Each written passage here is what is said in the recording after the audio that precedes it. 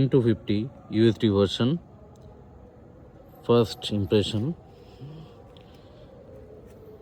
2 দিন ধরে বাইকটি চালাচ্ছি। ওডো আছে এখন অনলি 52 কিলোমিটার। তো আমার কাছে যেটা মনে হয়েছে 52 কিলোমিটার চালানোর পরে আমার অ্যাভারেজ শো করতেছে মাইলেজ 35 থেকে 37 এরকম পেয়েছি। এত নতুন বাইক হিসাবে বেশ ভালোই দিচ্ছে। আর এবার ইউএসডি অ্যাড করা হয়েছে। আর ফ্যাট টায়ার, যেটা সবার কমপ্লেইন ছিল, 140 section rare R 110 section front.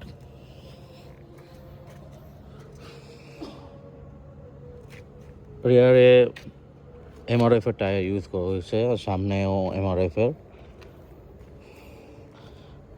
Exhaust pipe for 250। বাইকটা বেশ স্মুথ, কিন্তু ফার্স্ট সেকেন্ড গিয়ারে একটু ভাইব্রেশন আছে, সেটা একটু পাওয়ারের কারণে। তো ওভার দ্য টাইম মনে হয় ঠিক হয়ে যাবে। আর এটা হেডলাইটের ব্যাপারে তো সবাই জানেন, এই লেভেলে সবচেয়ে বেস্ট হেডলাইট প্রোভাইড করে। রাইড কমফোর্ট পিলিয়ন নিয়ে চালিয়েছি, মোটামুটি আমার কাছে কমফোর্টেবল লাগছে। আর ব্রেকিংটা খুবই জোস।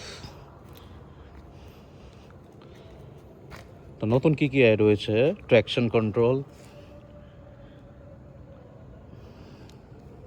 মোটা টায়ার, ইউএসডি সাসপেনশন,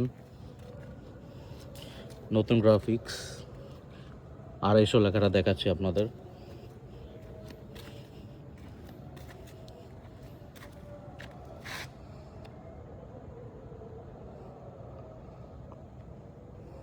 বোঝা যাচ্ছে নাকি রাত্রে ভিডিও করার কারণে।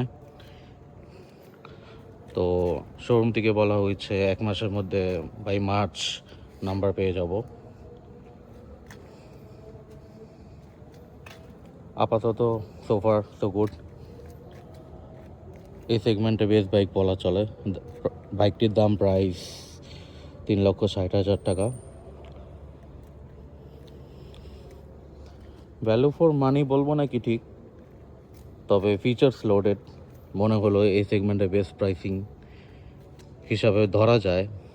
বলবো না যে খুব কম হয়েছে। বাইকটির শাইন হিসাবে একটু কমে গেছে হয়তো। আর এটা কিন্তু পলি করা হয়েছে, পিপিএফ পলি। তো আপনারাই বলুন কেমন হয়েছে। সিট কভার করেছি।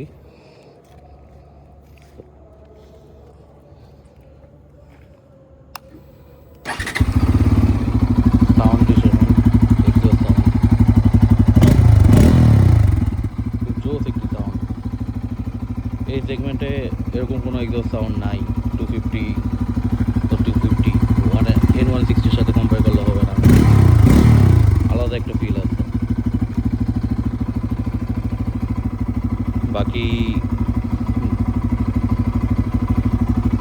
বাকিটা আরও চালাইলে বুঝতে পারবো কেমন।